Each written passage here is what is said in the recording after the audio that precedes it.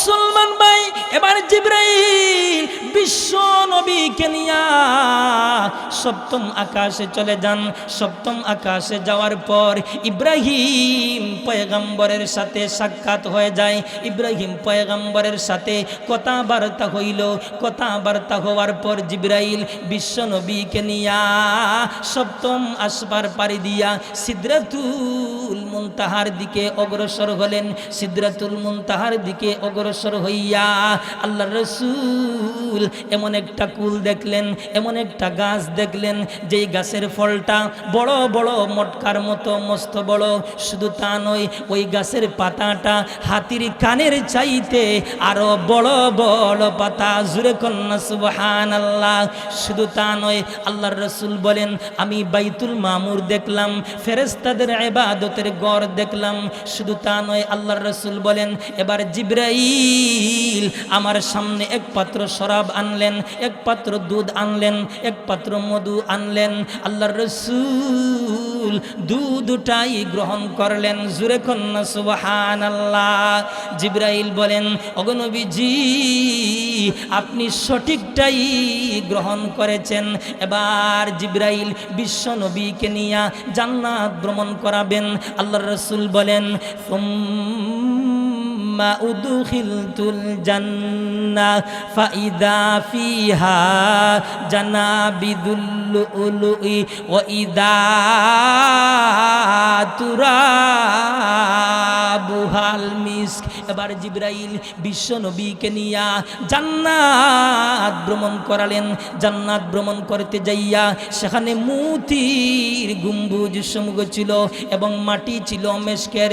শুধু তা নয়, আল্লাহর রাসূল বলেন দুনিয়ার জগতের ভিতরে কোন কোন আমল করলে, কোন কোন ইবাদত করলে জান্নাতের কোন কোন আসন গ্রহণ করা যায়। আল্লাহর রাসূল বলেন আমি আমার নিজের চোখ দ্বারা দেখেছি। শুধু তা নয়, আল্লাহর রাসূল বলেন আমি যখন জান্নাত ভ্রমণ করলাম, জান্নাত ভ্রমণ করতে যাইয়া আমি লক্ষ্য করে দেখলাম কে যেন আমার সামনে দিয়া আগে আগে হাঁটতেছে। কার যেন কলমের আওয়াজ শোনা যাচ্ছে, কার যেন জুতার আওয়াজ শোনা যাচ্ছে। আল্লাহর রাসূল জিবরাইলকে জিজ্ঞাসা করলেন ও জিবরাইল, কে যেন আমার সামনে দিয়া আগে আগে হাঁটতেছে, কার যেন কলমের আওয়াজ শোনা যায়। জিবরাইল বলেন ওগো নবীজি, উনি তো আর কেউ নয়, উনি তো আপনার কালো সাহাবী বেলাল হাবশী রাদিয়াল্লাহু আনহু। জুরে কন্যা সুবহানাল্লাহ। শুধু তা নয়, আল্লাহর রাসূল বলেন আমি জান্নাত ভ্রমণ করতে যাইয়া আমি আবু বকরের নিয়ামত সমূহ দেখলাম।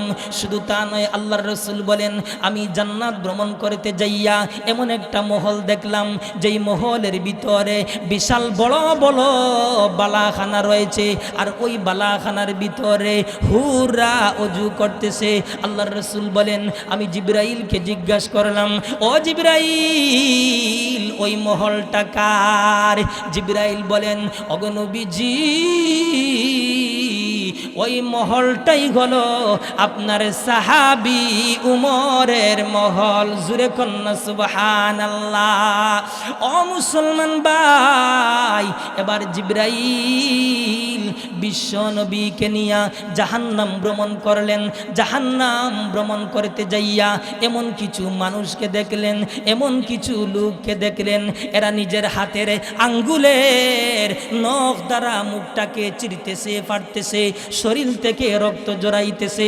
আল্লাহর রাসূল জিবরাইলকে জিজ্ঞাসা করলেন ও জিবরাইল, ওরা কারা? ওরা যে নিজের হাতের আঙ্গুলের নখ দ্বারা মুখটাকে চিরতেছে, ফাটতেছে, ওরা কারা? জিবরাইল বলেন ওগো নবীজি, এরা দুনিয়ার জগতের ভিতরে যারা মানুষের সম্মান নিয়া, মানুষের ইজ্জত নিয়া সমালোচনা করে, এরা হলো ওই সব লোক, অর্থাৎ এরা হলো গীবতখোর। ঐতিহ্যবাহী জামিয়া মাদানিয়া হাতিরকান্দি মাদ্রাসা ডৌবাড়ি গোয়েনঘাট সিলেটের উদ্যোগে আজকের ওই পবিত্র বার্ষিক ওয়াজ মাহফিলের চলতিমান মাহফিলের সম্মানিত সভাপতি সাহেব বারাকাল্লাহু ফি হায়াত, দিগর উলামায়ে কেরাম, অত্র এলাকার সম্মুখ প্রাণে সমবেত ইসলাম প্রিয় দিনদরদি মুমিন মুসলমান ভাইরা, মাইকের আওয়াজটুকু যত দূর পর্যন্ত গিয়া পৌঁছতেছে, পর্দার আড়ালের অবস্থানগত অত্যন্ত শ্রদ্ধেয়া সম্মানিতা মা এবং বোন, বিশেষ করে আগামী দিনের জাতির ইকবাল, জাতির ভবিষ্যৎ, জাতির কর্ণধার, জাতির রাহাবার, যুগে যুগে ইতিহাস পরিবর্তনকারী আমার প্রাণপ্রিয় যুবক ভাইরা, শুরুতেই বিশ্বজগতের মালিক, বিশ্ব প্রতিপালক, বিশ্ব মুনিবের দরবারে শুকরিয়া আদায় করছি, যিনি অত্যন্ত দয়া করে, মায়া করে, ভালোবেসে দুনিয়ার প্রতিকূল অবস্থা থেকে যাচাই বাছাই কইরা জিকরুল্লাহর মজলিসে তথা জান্নাতি বেহেশতের টুকরা বাগানে আসার, বসার, কথা বলার, কথা শোনার যে মহান রব্বুল আলামিন আমাদেরকে সুযোগ করে দিয়েছেন, সে মহান মুনিবের আলিশান দরবারে সকলেই হৃদয়ের সবটুকু ভালোবাসা উজাড় করে শ্রদ্ধা জড়িত কণ্ঠে আকাশ বাতাস মুখরিত করে মহান মুনিবের দরবারে শুকরিয়া আদায় করছি। সকলে আওয়াজ দিয়া কোন আলহামদুলিল্লাহ। আসুন আমি আপনাদের খেদমতে মহাগ্রন্থ আল কোরআনুল কারীমের 114 খানা সূরার ভিতর থেকে একটা সূরা, যে সূরার নাম হলো সূরাতুল আনআম। সূরাতুল আনআমের 163 নম্বর আয়াত কারিমা আপনাদের খেদমতে তেলাওয়াত করেছি, পাশাপাশি নবীজির একখানা হাদিস তেলাওয়াত করেছি। তেলাওয়াতকৃত আয়াত এবং হাদিসকে সামনে রাইখা আলোচ্য বিষয়ের উপরে কিছু কথা বলার চেষ্টা করব ইনশাআল্লাহ।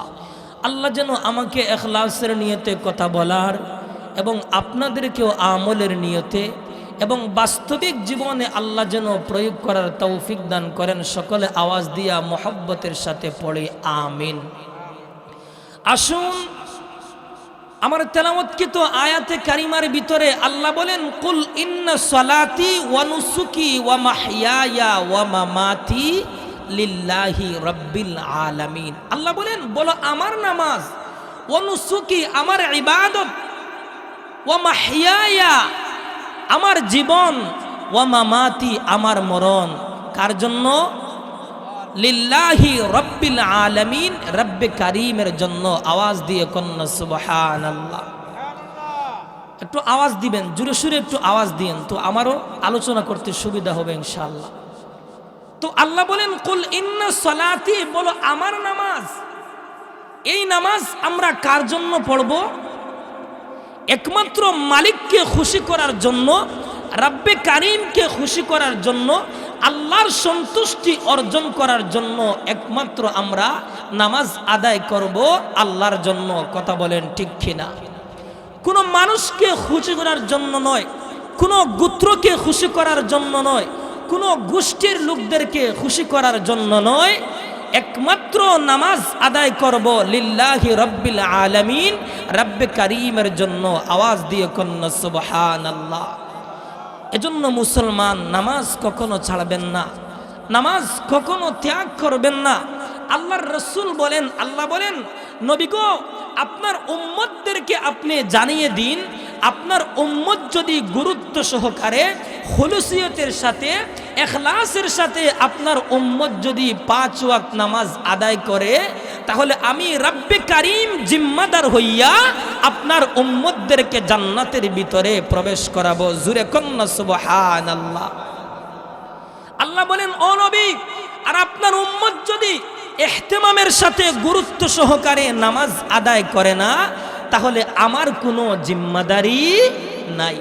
তাহলে বোঝা যায়, গুরুত্ব সহকারে যদি নামাজ আদায় করেন, খুলুসিয়তের সাথে যদি নামাজ আদায় করেন, মহান আল্লাহ নিজে জিম্মাদার হইয়া আমাকে আপনাকে জান্নাতের ভিতরে প্রবেশ করাবেন। জুরে কন্না সুবহানাল্লাহ। আর যদি গুরুত্ব সহকারে নামাজ আদায় করেন না, তাহলে আল্লাহর কোনো জিম্মাদারি থাকবে না। আমার ভাই, শুধু তা নয়, আল্লাহর রাসূল বলেন, গুরুত্ব সহকারে যদি নামাজ আদায় করেন, খুলুসিয়তের সাথে যদি নামাজ আদায় করেন, এই নামাজ কিয়ামতের দিন তোমার জন্য নূর হবে, হিসাবের সময় তোমার জন্য দলিল হবে এবং নাজাতের কারণ হবে। আওয়াজ দিয়ে কন্যা সুবহানাল্লাহ।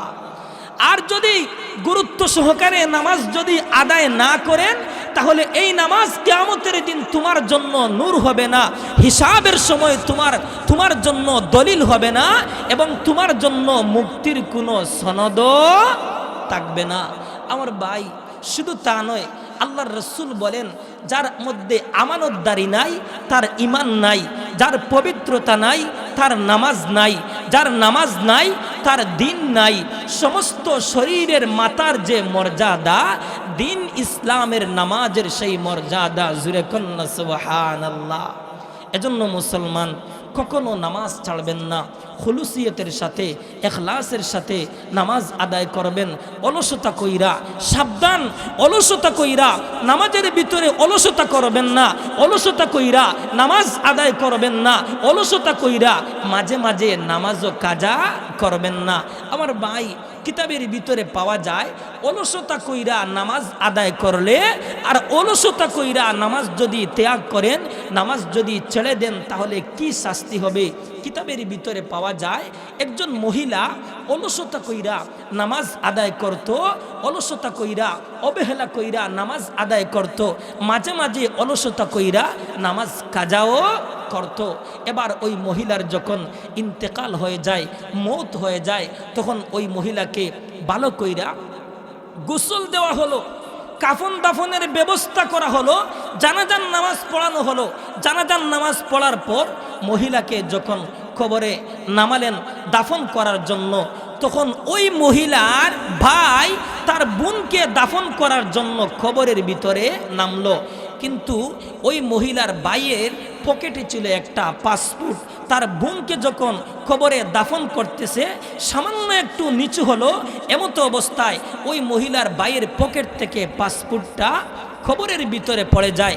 যখন দাফন কাফন শেষ হওয়ার পর যখন সবাই যার যার বাড়িতে চলে যান, বাড়িতে চলে যাওয়ার পর তখন ওই মহিলার ভাই তার পকেটে হাত দিল, হাত দিয়া দেখা যায় তার পাসপোর্ট নাই। এবার পাসপোর্টটা খুঁজতে কোথায় পাসপোর্ট পাওয়া যায় না। শেষ পর্যন্ত তার স্মরণ হইল, ওই যে আমি আমার বোনকে কবরের ভিতরে দাফন করেছি, আর আমি যে নিচু হইয়া আমার বোনকে দাফন করেছি, মনে হয় আমার পকেট থেকে পাসপোর্টটা কবরে পড়ে গেছে। এবার ওই মহিলার ভাই আলিমুল আমাদের অনুমতি নিয়ে কবর খনন করতেছে। যেই মাত্র কবর খনন করতেছে, কবর খনন করার সময় দেখা যায় কবরের ভিতরে দাউ দাউ দাউ দাউ করে আগুন জ্বলতেছে, কবরের ভিতরে আগুন জ্বলতেছে, আর ওই মহিলা আগুনের ভিতরে জ্বলতেছে। এবার ওই মহিলার ভাই তার মায়ের কাছে, সে পেরেশান হইয়া মায়ের কাছে চলে যায়। মায়ের কাছে গিয়া বলে, মারে, তোমার সন্তান এমন কি খারাপ কাজ করেছে, তোমার সন্তান এমন কি অন্যায় করেছে, তোমার সন্তান এমন কি পাপাচার করেছে, যেই কাজ করার কারণে তোমার সন্তানের কবরে, তোমার মেয়ের কবরে দাউ দাউ করে আগুন জ্বলতেছে, আর তোমার মেয়েটা কবরের ভিতরে আগুনে পুড়ে জ্বলে ছাই হয়ে যাচ্ছে। এবার ওই মহিলার মা বলতেছে, বাবারে, তোর বোনটা, আমার মেয়েটা এমন কোনো খারাপ কাজ করে নাই, অন্যায় করে নাই, পাপাচার করে নাই, তবে তোর বোনটা অলসতা কইরা অবহেলা কইরা নামাজ আদায় করতো, আর সামান্য যদি সুযোগ পেয়ে যায়, সামান্য যদি বাহানা পেয়ে যায়, তাহলে আর তোর বোনটা নামাজ আদায় করতো না, নামাজ কাজা করতো, যার কারণে আজকে এই অবস্থা। এজন্য মুসলমান সাবধান, কখনো নামাজ কাজা করবেন না। আল্লাহর রসুল বলেন, কেউ যদি শুধুমাত্র একটা ওয়াক্ত যদি নামাজ কাজা করেন, আল্লাহর রসুল বলেন এক হুকবা জাহান্নামের আগুনের ভিতরে জ্বলতে হবে। এক হুকবা দুনিয়ার হিসাবে 2,88,00,000 বৎসর জাহান্নামের আগুনের ভিতরে জ্বলতে হবে। নাউজুবিল্লাহ। শুধু তা নয়, আল্লাহর রাসূল বলেন, ও আমার মায়ের উম্মতেরা, কোন বান্দা বান্দি যদি এক ওয়াক্ত যদি নামাজ কাজায় করে, আল্লাহর রাসূল বলেন এক হুকবা জাহান্নামের আগুনের ভিতরে জ্বলতে হয়, এক হুকবা দুনিয়ার হিসাবে 2,88,00,000 বছর জাহান্নামের আগুনের ভিতরে জ্বলতে হয়। শুধু তা নয়, নামাজ কাজা করলে যদি এই পরিমাণ শাস্তি, নামাজ ছেড়ে দিলে কি পরিমাণ শাস্তি হবে আপনারাই চিন্তা করুন। শুধু তা নয়, আল্লাহর রাসূল বলেন, ও আমার মায়ের উম্মতেরা, কোন বান্দা বান্দি যদি যাই না শুই না যদি এক ওয়াক্ত যদি নামাজ কাজা করে, আল্লাহর রাসূল বলেন ওই বান্দা বান্দির নামটা জাহান্নামের দরজার সামনে লিখে দেওয়া হয়, সে ওই দরজা দিয়া জাহান্নামের গর্তের ভিতরেই প্রবেশ করানো হয়। জোরে কন্না নাউজুবিল্লাহ। ও মুসলমান ভাই, শুধু তা নয়, আল্লাহর রাসূল বলেন কোন বান্দা বান্দি যদি ফজরের নামাজ যদি কাজা করে, ফজরের নামাজ যদি ত্যাগ করে, আল্লাহর রাসূল বলেন ফজর থেকে জোহর পর্যন্ত এমন একটা সাপ কামড়াইতে থাকে, এমন একটা সাপ দংশন করতে থাকে, যেই সাপটা দুনিয়ার জগতের ভিতরে যদি নিঃশ্বাস ফেলে, তাহলে তার নিঃশ্বাসের কারণে দুনিয়ার জগতের ভিতরে কখনো ফসল উৎপন্ন হবে না। ওই সাপটা ফজর থেকে জোহর পর্যন্ত কামড়াইতে থাকবে। আবার আল্লাহর বান্দা বান্দি যখন জোহরের নামাজ কাজা করবে, জোহর থেকে আসর পর্যন্ত কামড়াইতে থাকবে। আবার আল্লাহর বান্দা যখন আসরের নামাজ কাজা করবে, আসর থেকে মাগরিব পর্যন্ত কামড়াইতে থাকবে। আবার আল্লাহর বান্দা যখন মাগরিবের নামাজ কাজা করবে, মাগরিব থেকে এশা পর্যন্ত কামড়াইতে থাকবে। আবার যখন আল্লাহর বান্দা এশার নামাজ ত্যাগ করবে, এশা থেকে ফজর পর্যন্ত আল্লাহর বান্দার কবরের ভিতরে কামড়াইতে থাকবে। ও মুসলমান ভাই, ওই সাপের আযাব থেকে, ওই সাপের দংশন থেকে, কামড় থেকে বাঁচতে হলে গুরুত্ব সহকারে খুলুসিয়তের সাথে, ইখলাসের সাথে নামাজ আদায় করতে হবে। শুধু তা নয়, আর যদি নামাজ তুমি আদায় না করো, নামাজ যদি কাজা করো, তাহলে তোমার হাসর হবে ফেরাউনের সাথে। নামাজ যদি তুমি না পড়ো, তাহলে তোমার হাসর হবে হামানের সাথে। নামাজ যদি তুমি আদায় না করো, তাহলে তোমার হাসর হবে উবাই ইবনে খলফের সাথে। তাদের দলের অন্তর্ভুক্ত হইয়া, ফেরাউনের দলের, হামানের দলের, উবাই ইবনে খলফের দলের অন্তর্ভুক্ত হইয়া তোমাকে জাহান্নামের গর্তের ভিতরেই প্রবেশ করানো হবে। নাউজুবিল্লাহ। নামাজ যদি না পড়েন, নামাজ যদি কাজা করেন, তাহলে ফেরাউনের দলের, হামানের দলের, উবাই ইবনে খলফের দলের অন্তর্ভুক্ত হইয়া তোমাকে জাহান্নামের গর্তের ভিতরে প্রবেশ করানো হবে। নাউজুবিল্লাহ। এজন্য মুসলমান সাবধান, নামাজ কখনো ছাড়বেন না, নামাজ কখনো ত্যাগ করবেন না। শুধু তা নয়, আল্লাহর রাসূল বলেন মানুষ নামাজ পড়ে ঠিক, মানুষ নামাজ পড়ে শেষ করে ঠিক, কিন্তু কারো জন্য 10 ভাগের 1 ভাগ সওয়াব লেখা হয়, আবার কারো জন্য 9 ভাগের 1 ভাগ সওয়াব লেখা হয়, আবার কারো জন্য 8 ভাগের 1 ভাগ সওয়াব লেখা হয়, আবার কারো জন্য 7 ভাগের 1 ভাগ সওয়াব লেখা হয়, আবার কারো জন্য 6 ভাগের 1 ভাগ সওয়াব লেখা হয়, আবার কারো জন্য 5 ভাগের 1 ভাগ সওয়াব লেখা হয়, আবার কারো জন্য 4 ভাগের 1 ভাগ সওয়াব লেখা হয়, আবার কারো জন্য 3 ভাগের 1 ভাগ সওয়াব লেখা হয়, আবার কারো জন্য 2 ভাগের 1 ভাগ সওয়াব লেখা হয়। আমার ভাই, শুধু তা নয়, এজন্য নামাজ কখনো কাজা করবেন না, নামাজ কখনো ত্যাগ করবেন না। কিন্তু আমরা নামাজের ভিতরে দাঁড়াইলে, আমরা যদি নামাজ পড়িও নামাজের ভিতরে যদি দাঁড়াই, তাহলে নামাজের ভিতরে খুশু খুদু নাই, ইখলাসিয়ত নাই। নামাজের ভিতরে দাঁড়াইলে ব্যবসার হিসাব শুরু হয়ে যায়, দোকানের হিসাব, বাড়ি গাড়ির হিসাব, বিবি বাচ্চার হিসাব, যত হিসাব নামাজের বাহিরে মিলে না, নামাজের ভিতরে দাঁড়াইলে সব হিসাব মিলে যায়। কথা বলেন ঠিক কিনা? এই ধরনের নামাজ পড়লে হবে না। নামাজ পড়তে হবে খুলুসিয়তের সাথে। মসজিদের মুয়াজ্জিন সাহেব যখন আযান দিয়া দেবেন, হাইয়া আলাস সালাহ, হাইয়া আলাস সালাহ, যখন আসো কল্যাণের দিকে, আসো কল্যাণের দিকে, যখন মসজিদের মুয়াজ্জিন সাহেব আযান দেবেন, আযানের সাথে সাথে দোকানপাট বন্ধ কইরা, কাজকর্ম বন্ধ কইরা, জরুরত বন্ধ কইরা তুমি যদি মসজিদে যাইয়া গুরুত্ব সহকারে খুলুসিয়তের সাথে, ইখলাসের সাথে যদি নামাজ আদায় করো, ওই নামাজটাই তোমাকে সুপারিশ কইরা জান্নাতের ভিতরে নিয়ে যাবে। জুরে কন্না সুবহানাল্লাহ। এজন্য মুসলমান, কিতাবের ভিতরে পাওয়া যায় হযরতে হাসান বসরি রাহমাতুল্লাহি আলাইহি নামাজের ফজিলত সম্পর্কে বয়ান করতেছেন। এমতো অবস্থায় একজন যুবক দাঁড়াইয়া কান্নাকাটি করতেছে আর বলতেছে, ও হাসান বসরি, আমি তো শুধুমাত্র ঈদের নামাজ পড়ি, কিন্তু আপনার বয়ান শুই না, আপনার নসিহত শুই না। আমি ওয়াদা করলাম আর জীবনে কখনো নামাজ কাজা করব না।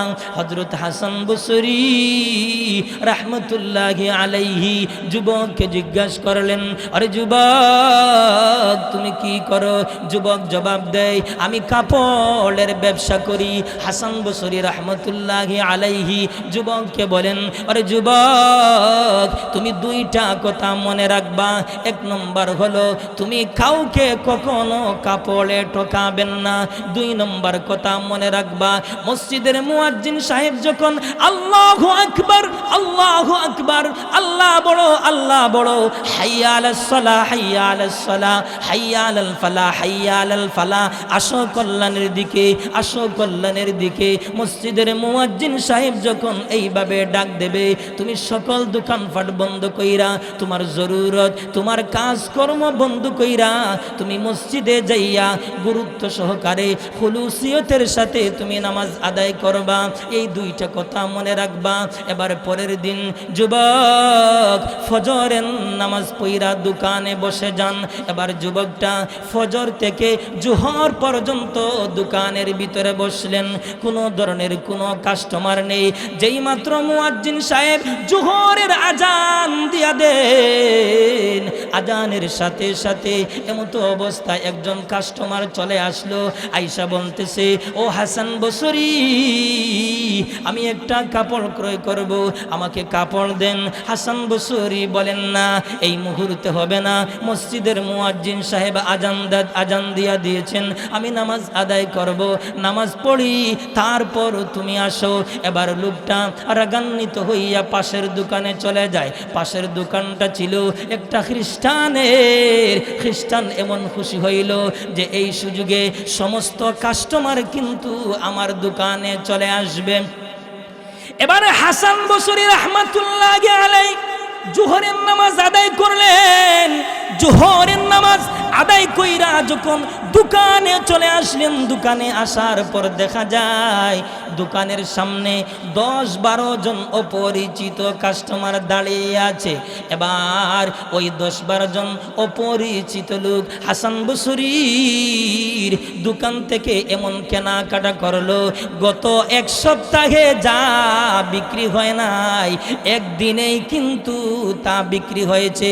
গত এক সপ্তাহে যা লাভ হয় নাই একদিনেই কিন্তু তা লাভ হয়েছে। জুরে কন্না সুবহানাল্লাহ। এবারে হাসান বসরি রাহমাতুল্লাহি আলাইহি আসরের নামাজ আদায় করলেন, মাগরিবের নামাজ আদায় করলেন, এশার নামাজ আদায় করলেন। এশার নামাজ আদায় কইরা হাসান বসরি রাহমাতুল্লাহি আলাইহি বাড়িতে চলে যান। বাড়িতে যাইয়া বিছানার ভিতরে চলে যান, ঘুমাইবেন, কিন্তু ঘুম আসে না, চোখে ঘুম আসে না। হযরতে হাসান বসরি দিনের কথা বারবার মনে পড়ে যায়। এবার হাসান বসরি মনে মনে চিন্তা করলেন আর ভাবলেন, আমি এই ঘটনাটা, এবার যুবক মনে মনে চিন্তা করে আর ভাবে যে আমি এই ঘটনাটি হযরতে হাসান বসরি রাহমাতুল্লাহি আলাইহির খেদমতে গিয়া ঘটনাটি খুলে বলবো। এবার যুবক মনে মনে চিন্তা করলো যে আমি ফজরের নামাজ হাসান বসরির পিছনে নামাজ আদায় করলো। এবার যুবক ফজরের নামাজের আজান যখন হয়ে যায়। এবার যুবকটা হাসান বসরির পিছনে নামাজ আদায় করার জন্য রওনা হলো। এবার যুবকটা হাসান বসরির পিছনে ফজরের নামাজ আদায় করলো। নামাজ আদায় করার পর হযরতে হাসান বসরি রাহমাতুল্লাহি আলাইহি উনি ব্যক্তিগত আমল করলেন। আমল কইরা যুবকের দিকে তাকাইয়া বলেন, ওরে যুবক, গতদিন তোমার দোকানে এত কাস্টমার ছিল, গত এক সপ্তাহে যা বিক্রি হয় নাই একদিনেই কিন্তু তা বিক্রি হয়েছে। জুরে কন্যা সুবহানাল্লাহ। এবার আল্লাহর বান্দা যুবক আশ্চর্য হয়ে যান, আমি তো হাসান বসরির কাছে বলি নাই, তাহলে হাসান বসরি কেমনে জানতে পারলেন এই সংবাদটা? এবার যুবক হাসান বসরির কাছে বলতেছে, ও হাসান বসরি, আপনি কেমনে জানলেন? হাসান বসরি বলতেছেন, আরে যুবক, আমি স্বপ্নের মাধ্যমে জানতে পেরেছি গতদিন তোমার দোকানে যারা ছিল এরা মূলত কাস্টমার না, এরা আল্লাহর রহমতের ফেরেশতা। জুরে কন্যা সুবহানাল্লাহ। ও যুবক, তুমি যে নামাজের ভিতরে অবহেলা না করার কারণে মহান আল্লাহ তোমাকে এক কাস্টমারের পরিবর্তে এত কাস্টমার আল্লাহ দান করেছেন যে গত এক সপ্তাহে যা বিক্রি করা হয় নাই, গত এক সপ্তাহে তুমি যা লাভ করো নাই একদিনেই কিন্তু তা লাভ করেছো। জুরে কন্যা সুবহানাল্লাহ। এজন্য মুসলমান কখনো নামাজ ছাড়বেন না, অবহেলা কইরা নামাজ কখনো আদায় করবেন না। খুলুসিয়তের সাথে নামাজ আদায় করবেন আর নেক আমল করবেন, খাঁটি আমল করবেন। খাঁটি আমল যদি করতে পারেন, নেক আমল যদি করতে পারেন, তাহলে নেক আমলটা, খাঁটি আমলটা তোমাকে সুপারিশ কইরা আল্লাহর তৈরি জান্নাতের ভিতরেই প্রবেশ করাবেন। জুরে কন্যা সুবহানাল্লাহ। ও মুসলমান ভাই, এজন্য কিতাবের ভিতরে পাওয়া যায় মানুষের যখন মরণের সময় চলে আসে, মৌতের সময় যখন চলে আসে, তখন তার তিনজন বন্ধুর ভিতর থেকে সবচেয়ে মহব্বতের বন্ধুকে ডাক দিয়ে বলে, বন্ধু আমার, আজকে আমার মুসিবতের সময়, বিপদের সময় তুমি আমার জন্য একটু হেল্প করো, কারণ সারাটা জীবন আমার মেধা তোমার জন্য আমি ব্যয় করেছিলাম, আজকে তুমি আমার জন্য একটু সাহায্য করো। এবার বন্ধু জবাব দেয়, আরে বন্ধু, না না, আমি তোমার জন্য সাহায্য করতে পারবো না, আমিও তো তোমার জন্য সারাটা জীবন খেদমত করেছিলাম, তোমার সঙ্গী ছিলাম, কিন্তু আজকে মরণের সময় আমি তোমার জন্য কিছুই করতে পারবো না। তোমার মরণের পরই আমি আরেকজনের সাথে বন্ধুত্ব স্থাপন করব, এটাই আমার নীতি। মানুষ তো আমাকে আপন মনে করে, কিন্তু আমি আপন না, আমি আপন হওয়ার একটা ভাব দেখাই, এইভাবে আমি মানুষকে ধোঁকা দিয়ে থাকি। এবার দ্বিতীয় বন্ধুকে ডাক দিয়া বলে, বন্ধু আমার, আজকের ওই মুসিবতের সময়, বিপদের সময় তুমি আমার জন্য একটু সাহায্য করো। দ্বিতীয় বন্ধু বলে, ওরে বন্ধু না, আজকে মুসিবতের সময়, বিপদের সময় আমি তোমার জন্য কোনো সাহায্য করতে পারবো না, তবে তোমার মরণের পরে আমি তোমাকে ভালোভাবে গোসল দিতে পারবো, দামি কাফনের ব্যবস্থা করে দিতে পারবো, মাঝে মাঝে যাইয়া ভালো ভালো আমি ফুল দিতে পারবো, এর চেয়ে আর কিছু আমার সাহায্য করার মতো কিছুই নেই। এবার 3 নম্বর বন্ধুকে ডাক দিয়া বলে, বন্ধু আমার, আজকে মুসিবতের সময়, বিপদের সময় তুমি আমার জন্য একটু সাহায্য করো। 3 নম্বর বন্ধু ডাক দিয়ে বলে, ওরে বন্ধু, তুমি চিন্তা করো না, টেনশন করো না, আমি সারাটা জীবন তোমার সাথে ছিলাম, মরণের সময়ে থাকবো, হিসাবের সময়ে থাকবো, পুলসিরাতের সময়ে থাকবো। আল্লাহর রাসূল বলেন, ও আমার মায়ের উম্মতেরা, জানো তোমরা ওই 3 জন বন্ধু কারা? প্রথম নম্বর নম্বর বন্ধু হলো তার ধন সম্পদ, দ্বিতীয় নম্বর বন্ধু হলো তার বিবি বাচ্চা, তৃতীয় নম্বর বন্ধু হলো তার নেকা আমল। এজন্য ধন সম্পদে কোনো কাজে আসবে না, বিবি বাচ্চায় কোনো কাজে আসবে না, এই নেকা আমলটাই কাজে আসবে। নেকা আমল যদি করতে পারো, খাঁটি আমল যদি করতে পারো, তাহলে খাঁটি আমল নেকা আমলটাই সুপারিশ কইরা তোমাকে আল্লাহর তৈরি জান্নাতের ভিতরে প্রবেশ করাতে পারবে। জোরে কন্যা সুবহানাল্লাহ। এজন্য মুসলমান নেকা আমল করতে হবে, খাঁটি আমল করতে হবে, আর খুলুসিয়তের সাথে, ইখলাসের সাথে, গুরুত্ব সহকারে, খুশু খুজুর সাথে নামাজ আদায় করতে হবে। সাবধান, কখনো নামাজ ছাড়বেন না, জামাতের সাথে সব সময় নামাজ আদায় করবেন। আল্লাহর রাসূল বলেন, একা নামাজ পড়ার চাইতে জামাতে নামাজ পড়া 27 গুণ বেশি সওয়াব পাওয়া যায়। জোরে কন্না সুবহানাল্লাহ। আর তাকবীরে উলার সাথে যদি 40 দিন যদি নামাজ আদায় করেন, আল্লাহর রাসূল বলেন মহান আল্লাহ 2টা পুরস্কার দান করবেন। 1 নম্বর পুরস্কার হলো জাহান্নামের যে একটা তালিকা আছে, ওই তালিকার ভিতর থেকে তোমার নামটা কাইট্টা দেওয়া হবে। 2 নম্বর হলো মুনাফিকের লিস্ট থেকে তোমার নামটা কেটে দেওয়া হবে। জোরে কন্না সুবহানাল্লাহ। এই 2টা পুরস্কার অর্জন করতে হলে কি করতে হবে? গুরুত্ব সহকারে, খুলুসিয়তের সাথে, ইখলাসের সাথে নামাজ আদায় করতে হবে। এজন্য নামাজ কখনো ছাড়বেন না। শুধু তা নয় আমার ভাই, দুনিয়ার ভিতরে মানুষ যে নামাজ পড়ে না, সাধারণত 4টি কারণ। কয়টা কারণ? একটু আওয়াজ দিয়ে কোন? 4টি কারণ। এর ভিতরে একটা কারণ হলো মানুষ দুনিয়ার ভিতরে নামাজ পড়ে না রাজত্বের ঝামেলায়। কথা বলেন ঠিক কিনা? 2 নম্বর হলো কৃষি বা ব্যবসার কাজে ব্যস্ত থাকার কারণে মানুষ নামাজ আদায় করে না। 3 নম্বর কারণ হলো অধীনে চাকরি করার কারণে, অন্যের অধীনে চাকরি করার কারণে মানুষ কিন্তু নামাজ আদায় করতে পারে না। 4 নম্বর কারণ হলো কারিগরি বা হাতের কাজে মশগুল থাকার কারণে মানুষ নামাজ আদায় করতে পারে না। এজন্য যারা রাজত্বের ঝামেলায় নামাজ আদায় করতে পারে না, তাদের হাসর হবে ফেরাউনের সাথে। কার সাথে? ফেরাউনের সাথে। আর যারা অন্যের অধীনে চাকরি করার কারণে নামাজ আদায় করতে পারে না, তাদের হাসর হবে হামানের সাথে। কার সাথে? হামানের সাথে। আর যারা কৃষি বা ব্যবসার কাজে ব্যস্ত থাকার কারণে নামাজ আদায় করে না, তাদের হাসর হবে উবাই ইবনে খলফের সাথে। আর যারা কারিগরি বা হাতের কাজে মশগুল থাকার কারণে নামাজ আদায় করে না, তাদের হাসর হবে কারুনের সাথে। তাদের দলের অন্তর্ভুক্ত হইয়া তুমি জাহান্নামের গর্তের ভিতরেই তোমাকে প্রবেশ করানো হবে। নাউজুবিল্লাহ। এজন্য মুসলমান সাবধান, কখনো নামাজ ত্যাগ করবেন না, নামাজ কখনো ছাড়বেন না। কারণ এই নামাজ হলো আমার নবীজির, এই নামাজ হলো মুমিনদের জন্য মেরাজ। আর আমার নবীর মেরাজের উপহারটাই হলো এই নামাজ। কথা বলেন ঠিক কিনা? এজন্য আল্লাহর রাসূল বলেন, আসসালাতু মিরাজুল মুমিনিন। আল্লাহর রাসূল বলেন ওই নামাজ হলো মুমিনদের জন্য মেরাজ। আর ওই মেরাজের উপহার হলো আমার নবীর নামাজ। কথা বলেন ঠিক কিনা?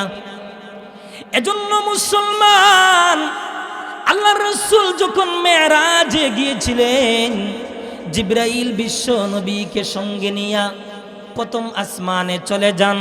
প্রথম আসমানে চলে যাওয়ার পর প্রথম আসমানের দরওয়াজার সামনে গিয়ে আলোক করলেন। ফেরেশতারা জিজ্ঞাসা করলেন, আপনি কে? জিবরাইল বলেন, আনা জিবরাইল, আমি তো জিবরাইল। ফেরেশতারা জিজ্ঞাসা করলেন, ও জিবরাইল, আপনি কাকে নিয়ে এসেছেন? জিবরাইল বলেন, আমি বিশ্বনবীকে নিয়ে এসেছি। ফেরেশতারা জিজ্ঞাসা করলেন, ও জিবরাইল, আল্লাহ কি আসার জন্য অনুমতি দিয়েছেন? বলে, হ্যাঁ, আল্লাহ আসার জন্য অনুমতি দিয়েছেন। এবার ফেরেশতারা প্রথম আসমানের দরওয়াজা খুলে দেওয়া হয়। জিবরাইল বিশ্ব নবীকে নিয়া প্রথম আসমানের ভিতরে ঢুকলেন। ডুইকা দেখলেন একজন মুরব্বী বসে আছেন। আল্লাহর রাসূল জিবরাইল বিশ্ব নবীকে ইশারা দিয়া বললেন, ওগো নবীজি আপনি সালাম করুন। বিশ্ব নবী সালাম করলেন। জিবরাইল বলেন, ওগো নবীজি ইনি হলেন আপনার আদম পয়গম্বর আলাইহিস সালাতু ওয়াস সালাম। এবার বিশ্ব নবী সালাম করলেন। আদম পয়গম্বর সালামের জবাব দেন। সালামের জবাব দেওয়ার পর আদম পয়গম্বর বলেন, আমার পুণ্যবান সন্তান মহানবীকে মারহাবা, মহানবীকে মারহাবা। শুধু তা নয়, আরেক বর্ণনায় পাওয়া যায় জিবরাইল বিশ্ব নবীকে নিয়া প্রথম আসমানের ভিতরে ঢুকলেন। ডুইকা এমন একজন ব্যক্তিকে দেখতে পেলেন যার ডান দিকে অনেক মানুষের আকৃতি, বাম দিকে অনেক মানুষের আকৃতি। লোকটা যখন ডান দিকে তাকায় হাসে, লোকটা যখন বাম দিকে তাকায় তখন কান্নাকাটি করে। আল্লাহর রাসূল জিবরাইলকে জিজ্ঞাসা করলেন, ও জিবরাইল উনি কে? ডান দিকে তাকাইলে হাসে, বাম দিকে তাকাইলে কান্নাকাটি করে। জিবরাইল বলেন, ওগো নবীজি উনি তো আপনার পিতা আদম পয়গম্বর। ডান দিকে যাদেরকে দেখেছেন এরা হলো জান্নাতি, বাম দিকে যাদেরকে দেখেছেন এরা হলো জাহান্নামী। আদম পয়গম্বর যখন ডান দিকে তাকান, ডান দিকে তাকাইলে জান্নাতীদেরকে দেইকা হাসতে থাকেন, বাম দিকে তাকাইলে জাহান্নামীদেরকে দেইকা কান্নাকাটি করেন, জাহান্নামীদেরকে দেইকা কান্নাকাটি করেন। এবার জিবরাইল বিশ্ব নবীকে নিয়া দ্বিতীয় আসমানে চলে যান। দ্বিতীয় আসমানে যাইয়া দরওয়াজার সামনে গিয়া লক করলেন। ফেরেশতারা জিজ্ঞাসা করলেন, মান আনতা, আপনি কে? জিবরাইল বলেন, আনা জিবরাইল, আমি তো জিবরাইল। ফেরেশতারা বললেন, ও জিবরাইল আপনি কাকে নিয়ে এসেছেন? জিবরাইল বলেন, আমি বিশ্ব নবীকে নিয়ে এসেছি। ফেরেশতারা জিজ্ঞাসা করলেন, ও জিবরাইল আল্লাহ কি আসার জন্য অনুমতি দিয়েছেন? বলে, হ্যাঁ আসার জন্য অনুমতি দিয়েছেন। এবার জিবরাইল বিশ্ব নবীকে নিয়ে দ্বিতীয় আসমানে ঢুকলেন। দ্বিতীয় আসমানে ঢুইকা দুইজন পয়গম্বরের সাথে সাক্ষাৎ হয়ে যায়। ইয়াহইয়া আলাইহিস সালাতু ওয়াস সালাম আর ঈসা আলাইহিস সালাতু ওয়াস সালাম, ইয়াহইয়া আর ঈসা পয়গম্বরের সাথে কথাবার্তা হওয়ার পর জিবরাইল বিশ্বনবীকে নিয়া তৃতীয় আসমানে চলে যান। তৃতীয় আসমানে যাইয়া ইউসুফ আলাইহিস সালাতু ওয়াস সালামের সাথে সাক্ষাৎ হয়। জিবরাইল বিশ্বনবীকে নিয়া চতুর্থ আসমানে চলে যান। চতুর্থ আসমানে যাইয়া ইদ্রিস আলাইহিস সালাতু ওয়াস সালামের সাথে সাক্ষাৎ হয়। পঞ্চম আসমানে যাইয়া হারুন আলাইহিস সালাতু ওয়াস সালামের সাথে সাক্ষাৎ হয়। ষষ্ঠ আকাশে যাওয়ার পর মুসা পয়গম্বরের সাথে সাক্ষাৎ হয়ে যায়। কথাবার্তা হওয়ার পর মুসা পয়গম্বর এমন কান্নাকাটি শুরু করলেন। আল্লাহর রাসূল মুসা পয়গম্বরকে জিজ্ঞাসা করলেন, ও মুসা পয়গম্বর আপনি কেন কান্নাকাটি করেন? মুসা পয়গম্বর বলেন, ওগো নবীজি আমার পরে এমন একজন পয়গম্বর আসবেন যার বেহেশতবাসী উম্মতের সংখ্যা আমার বেহেশতবাসী উম্মতের সংখ্যা থেকে দ্বিগুণ হবে। ওগো নবীজি আপনার উম্মত যত বেশি আপনাকে অনুসরণ করেছে আমার উম্মত কিন্তু তত বেশি আমাকে অনুসরণ করে নাই। ওগো নবীজি আপনাকে দেইখা আমার সেই কথাটাই স্মরণ হয়ে যায়। জুরে কন্যা সুবহানাল্লাহ। ও মুসলমান ভাই, এবার জিবরাইল বিশ্ব নবীকে নিয়া সপ্তম আকাশে চলে যান। সপ্তম আকাশে যাওয়ার পর ইব্রাহিম পয়গম্বরের সাথে সাক্ষাৎ হয়ে যায়। ইব্রাহিম পয়গম্বরের সাথে কথাবার্তা হইল। কথাবার্তা হওয়ার পর জিবরাইল বিশ্ব নবীকে নিয়া সপ্তম আসবার পাড়ি দিয়া সিদরাতুল মুনতাহার দিকে অগ্রসর হলেন। সিদরাতুল মুনতাহার দিকে দিকে অগ্রসর হইয়া আল্লাহর রাসূল এমন একটা কুল দেখলেন, এমন একটা গাছ দেখলেন যেই গাছের ফলটা বড় বড় মটকার মতো মস্ত বড়। শুধু তা নয়, ওই গাছের পাতাটা হাতির কানের চাইতে আরো বড় বড় পাতা। জুরে কন্যা সুবহানাল্লাহ। শুধু তা নয়, আল্লাহর রাসূল বলেন আমি বাইতুল মামুর দেখলাম, ফেরেশতাদের ইবাদতের ঘর দেখলাম। শুধু তা নয়, আল্লাহর রাসূল বলেন এবার জিবরাইল আমার সামনে এক পাত্র শরাব আনলেন, এক পাত্র দুধ আনলেন, এক পাত্র মধু আনলেন। আল্লাহর রাসূল দুধটাই গ্রহণ করলেন। জুরে কন্যা সুবহানাল্লাহ। জিবরাইল বলেন ওগো নবীজি আপনি সঠিকটাই গ্রহণ করেছেন। এবার জিবরাইল বিশ্ব নবীকে নিয়ে জান্নাত ভ্রমণ করাবেন। আল্লাহর রাসূল বলেন সুম্মা উদখিলতুল জান্নাহ ফাইদা ফিহা জানাবিদুল লুলুই ওয়া ইদা তুরাবুহাল মিস্ক। এবার জিবরাইল বিশ্ব নবীকে নিয়া জান্নাত ভ্রমণ করালেন। জান্নাত ভ্রমণ করতে যাইয়া সেখানে মুতির গম্বুজ সমূহ ছিল এবং মাটি ছিল মেশকের। শুধু তা নয়, আল্লাহর রাসূল বলেন দুনিয়ার জগতের ভিতরে কোন কোন আমল করলে, কোন কোন ইবাদত করলে জান্নাতের কোন কোন আসন গ্রহণ করা যায়। আল্লাহর রাসূল বলেন আমি আমার নিজের চোখ দ্বারা দেখেছি। শুধু তা নয়, আল্লাহর রাসূল বলেন আমি যখন জান্নাত ভ্রমণ করলাম, জান্নাত ভ্রমণ করতে যাইয়া আমি লক্ষ্য করে দেখলাম কে যেন আমার সামনে দিয়া আগে আগে হাঁটতেছে। কার যেন কলমের আওয়াজ শোনা যাচ্ছে, কার যেন জুতার আওয়াজ শোনা যাচ্ছে। আল্লাহর রাসূল জিবরাইলকে জিজ্ঞাসা করলেন ও জিবরাইল কে যেন আমার সামনে দিয়া আগে আগে হাঁটতেছে, কার যেন কলমের আওয়াজ শোনা যায়। জিবরাইল বলেন ওগো নবীজি উনি তো আর কেউ নয়, উনি তো আপনার কালো সাহাবী বেলাল হাবশী রাদিয়াল্লাহু আনহু। জুরে কন্যা সুবহানাল্লাহ। শুধু তা নয়, আল্লাহর রাসূল বলেন আমি জান্নাত ভ্রমণ করতে যাইয়া আমি আবু বকরের নিয়ামত সমূহ দেখলাম।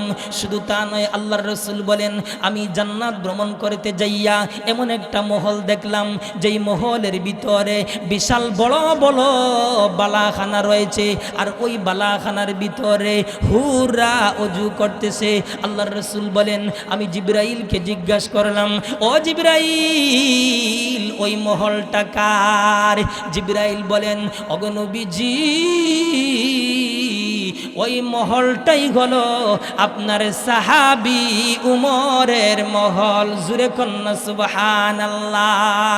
ও মুসলমান ভাই, এবার জিবরাইল বিশ্ব নবীকে নিয়া জাহান্নাম ভ্রমণ করলেন। জাহান্নাম ভ্রমণ করতে যাইয়া এমন কিছু মানুষকে দেখলেন, এমন কিছু লোককে দেখলেন এরা নিজের হাতের আঙ্গুলের নখ দ্বারা মুখটাকে চিরতেছে, ফাটতেছে, শরীর থেকে রক্ত জড়াইতেছে।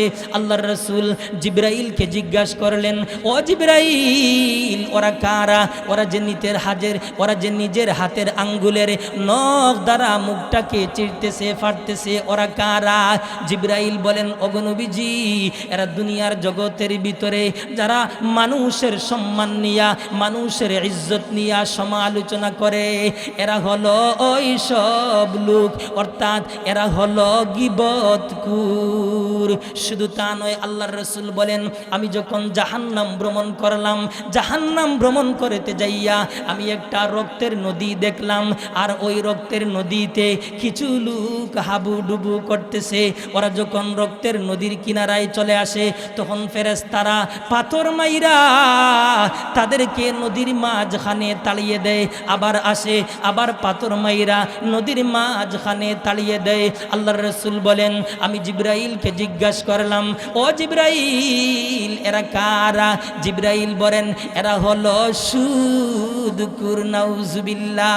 শুধু তা নয়, আল্লাহর রাসূল বলেন আমি জাহান্নাম ভ্রমণ করতে যাইয়া এমন কিছু মহিলাদেরকে দেখলাম, এরা কুকুরের মতো ঘেউ ঘেউ করতেছে, বিকট আওয়াজ দিতেছে। আল্লাহর রাসূল বলেন আমি জিবরাইলকে জিজ্ঞাসা করলাম, ও জিবরাইল ওইসব মহিলারা কারা? জিবরাইল বলেন ওগো নবীজি ওইসব মহিলা হলো তারা যারা দুনিয়ার জগতের ভিতরে স্বামীদের কথা মানে নাই, স্বামীদের সাথে ঝগড়া বিবাদ করে, এরা হলো ওইসব মহিলা। শুধু তা নয়, আল্লাহর রাসূল বলেন এইভাবে আমি জান্নাত জাহান্নাম ভ্রমণ করলাম। জান্নাত আর জাহান্নাম ভ্রমণ করার পর এবার জিবরাইল বিশ্ব নবীকে নিয়ে আবার উপরের দিকে রওনা হলেন। কিছু দূর যাওয়ার পর জিবরাইল বলেন নবী গো আমি আর যেতে পারবো না। এবার নবীজি এমন একটা জায়গায় অবস্থান করলেন, সেখানে কোনো আওয়াজ নাই, একদম নিস্তব্ধ, কোনো ধরনের কোনো শব্দ নেই। এবার নবীজির অন্তরের ভিতরে ভয়ের সঞ্চার সৃষ্টি হলো। এমন সময় রফরফ নামক একটা বাহন চলে আসলো। বাহন চলে আইসা বিশ্ব নবীকে নিয়া আর সে মুআল্লা পর্যন্ত পৌঁছালেন। এবার মহান আল্লাহর তরফ থেকে আহ্বান করা হলো, ওগো নবীজি আপনি আমার আরশের নিচে চলে আসুন। জুরে কন্যা সুবহানাল্লাহ। এবার নবীজি আরশের নিচে যাইয়া বলতেছেন আত্তাহিয়াতু লিল্লাহি ওয়াস সালাওয়াতু ওয়াত তাইয়্যিবাত। আল্লাহ বলেন আসসালামু আলাইকা আইয়ুহান নাবিয়্যু ওয়া রাহমাতুল্লাহি ওয়া বারাকাতু। আল্লাহর রাসূল বলেন আসসালামু আলাইনা ওয়া আলা ইবাদিল্লাহিস সালিহিন। এবার আল্লাহ বলেন, ফেরেশতারা বলেন, সবাই বলেন আশহাদু আল্লাহ ইলাহা ইল্লাল্লাহু ওয়া আশহাদু আন্না মুহাম্মাদান আবদুহু ওয়া রাসূলুহু। আমি সাক্ষী দিলাম আল্লাহ ব্যতীত আর কোনো মাবুদ নাই। আমি আরো সাক্ষী দিলাম মুহাম্মদ আল্লাহর বান্দা এবং রাসূল। এবার বিশ্বনবী এইভাবে আল্লাহর সাথে কথোপকথন হওয়ার পর মহান আল্লাহ মেরাজের উপহার হিসাবে বিশ্বনবীকে 50 বিশ্বনবীর উম্মতের উপর 50 ওয়াক্ত নামাজ ফরজ করে দিয়েছেন। জুরে কন্যা সুবহানাল্লাহ। এবারে নবীজি 50 ওয়াক্ত নামাজ নিয়ে যখন ষষ্ঠ আকাশে চলে আসলেন, ষষ্ঠ আকাশে চলে আসার পর মূসা পয়গম্বরের সাথে সাক্ষাৎ হয়ে যায়। মূসা পয়গম্বর বলেন ওগো নবীজি আপনার উম্মতের জন্য আপনি কি উপহার নিয়ে এসেছেন?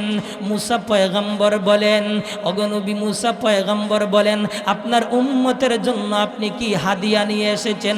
আল্লাহর রাসূল বলেন আমি 50 ওয়াক্ত নামাজ হাদিয়া নিয়ে এসেছি।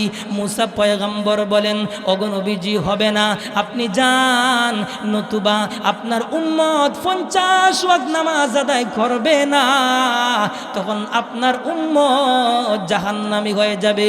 এবার মূসা পয়গম্বরের কথা অনুযায়ী মহান আল্লাহ আবার চলে যান। আবার চলে যাইয়া আল্লাহর কাছে ফরিয়াদ করলেন, ওরে মালিক তুমি আমাকে নামাজ কম করে দাও, কারণ আমার উম্মত এত নামাজ পড়তে পারবে না। আমার উম্মত যদি নামাজ পড়তে না পারে তাহলে জাহান্নামী হয়ে যাবে, সুতরাং নামাজ কম করে দেন।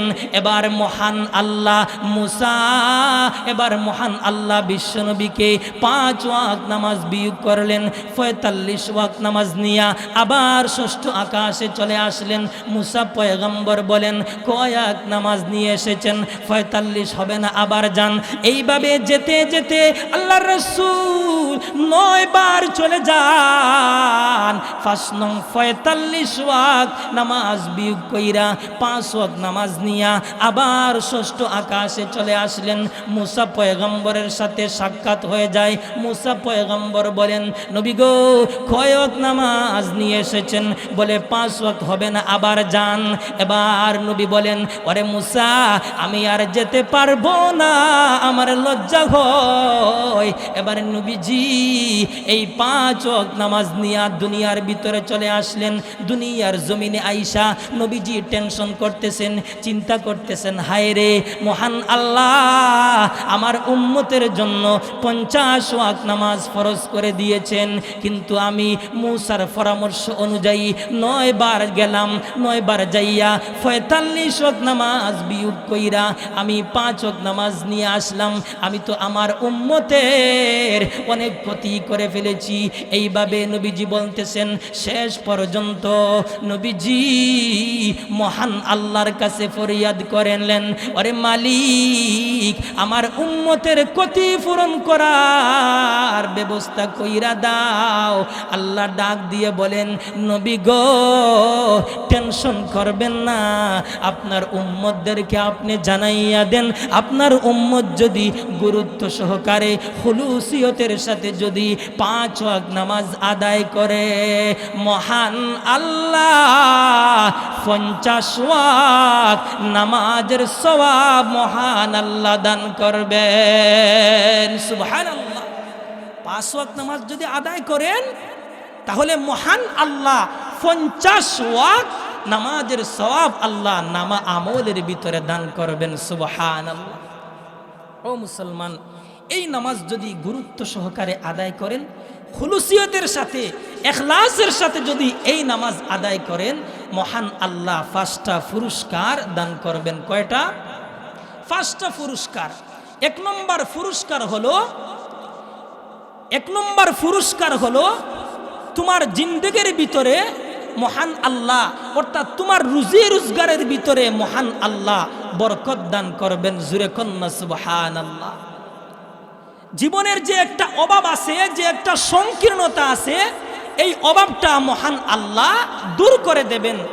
২ নম্বর পুরস্কার আল্লাহ দান করবেন, কবরের যে একটা আযাব আছে, কবরের যে একটা ভয়াবহ আযাব আছে, এই আযাবটা মহান আল্লাহ দূর করে দেবেন। সুবহানাল্লাহ। ৩ নম্বর পুরস্কার হলো কিয়ামতের দিন মহান আল্লাহ আমল নামাটা ডান হাতে দান করবেন। জোরে কন্না সুবহানাল্লাহ। ৪ নম্বর পুরস্কার হলো গুরুত্ব সহকারে নামাজ আদায় করবেন।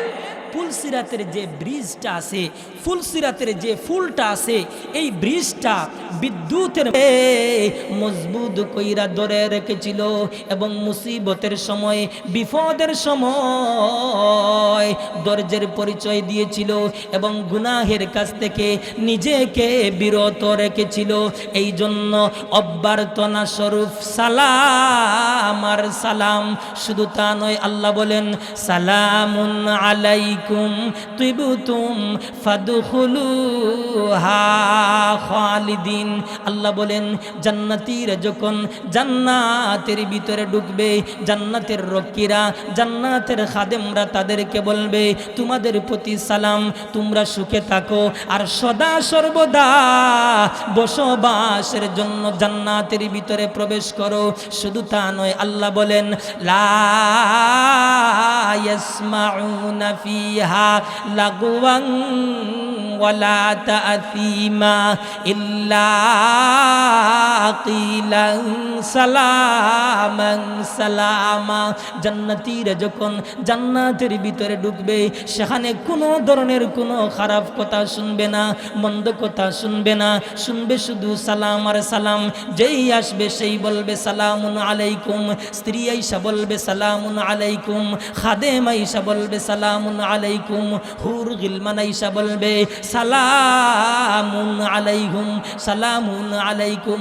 হতে হতে এক পর্যায়ে হঠাৎ কইরা মহান আল্লাহ আল্লাহর আরশের পর্দা উঠে যাবে, তখন মহান আল্লাহ নিজেই কিন্তু সালাম করবেন, সালামুন কাওলাম মির রাব্বির রহিম।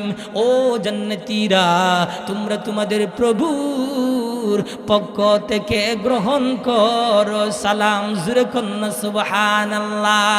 শুধু তা নয়, আল্লাহ বলেন ওয়াসিকাল্লাযীনা তাকাও রাব্বাহুম ইলাল জান্নাতি যুমারা হাত্তা ইযা জাউহা ওয়া ফুতিহাত আবওয়াবুহা ওয়া ক্বালা লাহুম খাজানাতুহা সালামুন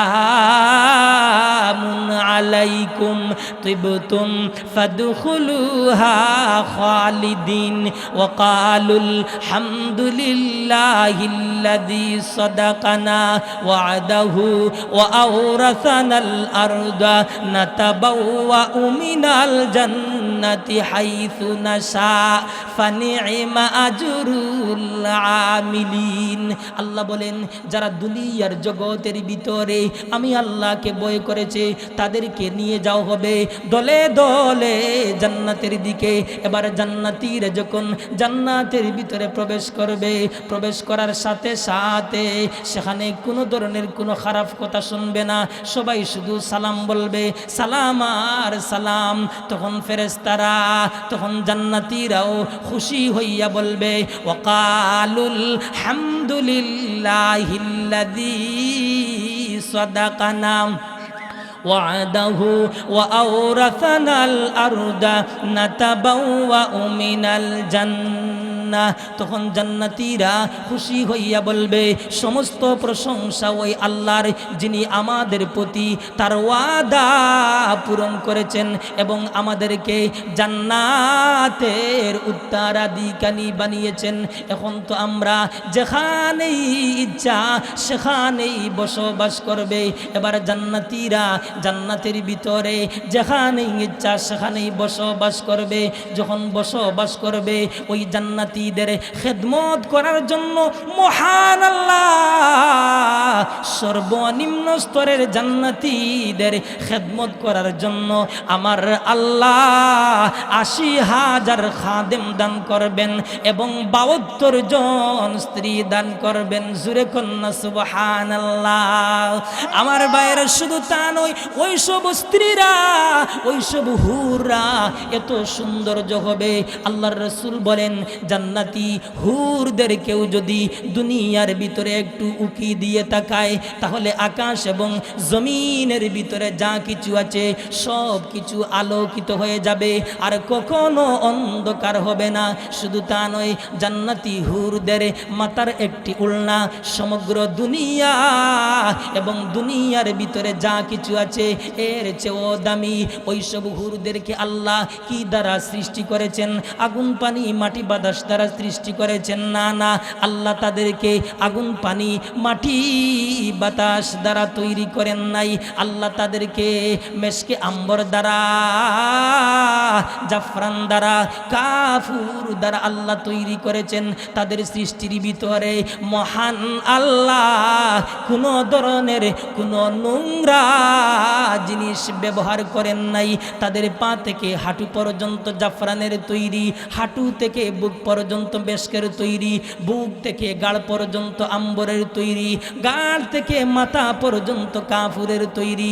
ওই সমস্ত হুরদের তুলনায় তুমি যতই বড় সুন্দরী হও না কেন, ওই সমস্ত হুরদের সাথে তোমার কোনো তুলনাই হয় না। সুবহানাল্লাহ। ওইসব হুরদের সাথে মোলাকাত করতে হলে জান্নাতি হতে হবে। আর জান্নাতি যদি হতে চাও তাহলে গুরুত্ব সহকারে খুলুসিয়তের সাথে নামাজ আদায় করতে হবে। আর যদি গুরুত্ব সহকারে খুলুসিয়তের সাথে নামাজ যদি আদায় না করেন, মহান আল্লাহ 14 প্রকার শাস্তি দান করবেন। 5 প্রকার দুনিয়ার ভিতরে, এর ভিতরে 1 নম্বর হলো তোমার জিন্দেগির ভিতর থেকে মহান আল্লাহ বরকত উঠিয়ে নেবেন। 2 নম্বর হলো শাস্তি শাস্তি হলো তোমার চেহারার ভিতরে নেককারের যে একটা আলো আছে, নেককারের যে একটা জ্যোতি আছে, এই জ্যোতিটা, এই আলোটা মহান আল্লাহ দূর করে দেবেন। 3 নম্বর শাস্তি হলো সে যেই আমল করো না কেন এই আমলের কোনো প্রতিদান মহান আল্লাহ দেন নাই। 4 নম্বর শাস্তি হলো তোমার দোয়া আসমান পর্যন্ত উঠবে না, অর্থাৎ তোমার দোয়া মহান আল্লাহ কবুল করবেন না। 5 নম্বর শাস্তি হলো নেককার বান্দাদের দোয়া থেকেও তোমার কোনো ফায়দা হবে না। এই 5 প্রকার শাস্তি থেকে বাঁচতে হলে গুরুত্ব সহকারে খুলুসিয়তের সাথে ইখলাসের সাথে নামাজ আদায় করতে হবে। আর 3 প্রকার শাস্তি হলো মরণের সময় যদি নামাজ আদায় না করেন তোমার মরণটা হবে বেইজ্জতির সাথে। নামাজ যদি আদায় না করেন তোমার মরণ হবে ক্ষুধার্ত অবস্থায়। নামাজ যদি আদায় না করো তোমার মরণ হবে পিপাসিত অবস্থায়। ওই 3 প্রকার শাস্তি থেকে বাঁচতে হলে খুলুসিয়তের সাথে গুরুত্ব সহকারে নামাজ আদায় করতে হবে। আর 3 প্রকার শাস্তি হলো কবরে। এর মধ্যে 1 নম্বর শাস্তি হলো তোমার কবরটা এত ছোট করে দেওয়া হবে যাতে কইরা এক পাজরের হাড় অন্য পাজরে এইভাবে ঢুকে যাবে। আল্লাহু আকবার। 2 নম্বর শাস্তি হলো তোমার কবরের ভিতরে আগুন লাগানো হবে, কবরের ভিতরে আগুন প্রজ্বলিত করা হবে, কবরের ভিতরে দাউ দাউ করে আগুন জ্বলতে থাকবে। 3 নম্বর শাস্তি হলো তোমার কবরের ভিতরে এমন একটা সাপ নিযুক্ত করা হবে যেই সাপটা একবার যদি কামড় দেয়, একবার যদি দংশন করে তাহলে 70 গজ মাটির নিচে চলে যাবে। এইভাবে কিয়ামত পর্যন্ত কামড়াইতে থাকবে। আল্লাহু আকবার। এই 3 প্রকার শাস্তি থেকে বাঁচতে হলে গুরুত্ব সহকারে খুলুসিয়তের সাথে নামাজ আদায় করতে হবে। আর 3 প্রকার শাস্তি হলো হাসরের কঠিন ময়দানে। এর ভিতরে 1 নম্বর শাস্তি হলো হাসরের ময়দানে তোমার হিসাব হবে কঠোর, তোমার হিসাব হবে কঠিন। হাসরের ময়দানে তুমি হিসাব না দেওয়া পর্যন্ত এক কদম সামনের দিকে অগ্রসর হওয়া মোটেই সম্ভব হবে না। আর হাসরের ময়দানে সর্বপ্রথম কিন্তু বান্দার নামাজেরই হিসাব নেওয়া হবে। এজন্য আল্লাহর রাসূল আমার তেলাওয়াতকৃত হাদিসের ভিতরে নবীজি বলেছেন, قال النبي صلى الله عليه وسلم أول ما يحاسب به العبد يوم القيامة الصلاة। আল্লাহর রাসূল বলেন হাসরের ময়দানে সর্বপ্রথম বান্দার নামাজের হিসাব নেওয়া হবে। বান্দার নামাজের হিসাব ঠিক, বান্দার জান্নাত ঠিক। বান্দার নামাজের হিসাব নাই, জাহান্নাম ছাড়া কোনো উপায় নাই। বান্দা যদি নামাজের হিসাব যদি ভালো কইরা দিতে পারে, সুন্দর কইরা বান্দা যদি নামাজের হিসাব দিতে পারে, আল্লাহ বলেন বান্দারে লা খাউফুন আলাইহিম ওয়ালা হুম ইয়াহজানুন। ওরে বান্দা তোর বয়ের কোনো কারণ নাই, চিন্তার কোনো কারণ নাই, টেনশনের কোনো কারণ নাই রে বান্দা। আর নামাজের হিসাব যদি তুই ভালো কইরা দিতে না পারস, ওরে বান্দা তোর টেনশনের অভাব নাই, চিন্তার অভাব নাই। ও মুসলমান ভাই, চিন্তা দূর করার হাতিয়ার হলো, টেনশন দূর করার হাতিয়ার হলো নামাজ। শুধু তা নয় ও মুসলমান ভাই, এজন্য হাসরের ময়দানে সর্বপ্রথম বান্দার কিন্তু নামাজের হিসাব দেওয়া হবে। হিসাব না দেওয়া পর্যন্ত এক কদম সামনের দিকে আগানো, অগ্রসর হওয়া মোটেই সম্ভব হবে না। শুধু তা নয়, আরেক হাদিসের ভিতরে পাওয়া যায় আল্লাহর রাসূল বলেন মানুষ 5টি প্রশ্নের জবাব না দেওয়া পর্যন্ত হাসরের ময়দানে কিন্তু এক কদম সামনের দিকে আগানো, অগ্রসর হওয়া মোটেই সম্ভব হবে না। 1 নম্বর প্রশ্ন হলো আন উমরিহি ফিমা আফনাহু, আল্লাহ হায়াত বা জীবন সম্পর্কে প্রশ্ন করা হবে। ওরে বান্দা, আমি আল্লাহ যে তোরে 60-70 বছর জিন্দেগি দান করেছিলাম, ওই 60-70 বছর জিন্দেগি তুই কোন কাজে ব্যয় করেছিলে রে বান্দা? জবাব দে রে বান্দা, জবাব দিতে পারবি না, এক কদম সামনের দিকে আগাইতেও পারবে না। 2 নম্বর প্রশ্ন হলো ওয়ান শাবাবিহি ফিমা আবলাহু, যৌবনকাল সম্পর্কে প্রশ্ন করা হবে। ওরে বান্দা, আমি আল্লাহ যে তোরে যৌবনকাল দিয়েছিলাম, এই যৌবনকাল তুই কোন কাজে কই করেছিলে রে বান্দা? জবাব দে, জবাব দিতে পারবে না, এক কদম সামনের দিকে আগাইতে পারবে না। 3 নম্বর 4 নম্বর প্রশ্ন হলো ওয়ান মালিহি মিন আইনা ইকতাসাবাহু ওয়া ফিমা আনফাকাহু, আল্লাহ জিজ্ঞেস করবেন, ওরে বান্দা তুই যে সম্পদ উপার্জন করেছিলে, কোন লাইনে উপার্জন করেছিলে? হালালভাবে উপার্জন করেছিলে না হারামভাবে উপার্জন করেছিলে? আর সম্পদটা কোন খাতে ব্যয় করেছিলে রে বান্দা? জবাব দে, জবাব দিতে পারবে না, এক কদম সামনের দিকে আগাইতেও পারবে না। 5 নম্বর প্রশ্ন হলো ওয়ামাদা আমিলা বিমা আলিমা, ওরে বান্দা যা জানোস তুই তা অনুযায়ী কি আমল করেছিলে? ওরে বান্দা জবাব দে, তুই জানোস নামাজ পড়া ফরজ, এরপর নামাজ পড়ো নাই, এরপর খারাপ কাজ করেছো, এরপর অন্যায় করেছো, এরপর পাপাচার করেছো, এরপর গীবত করেছো, এরপর চুগলখড়ি করেছো, এরপর হিংসা করেছো, এরপর গান বাজনা করেছো। আরে বান্দা জবাব দে রে বান্দা, জবাব দিতে পারবি না, এক কদম সামনের দিকে আগাইতেও পারবে না। আমার বাইরে শুধু তা নয়, মানুষের জীবনটা হলো বরফের ন্যায়।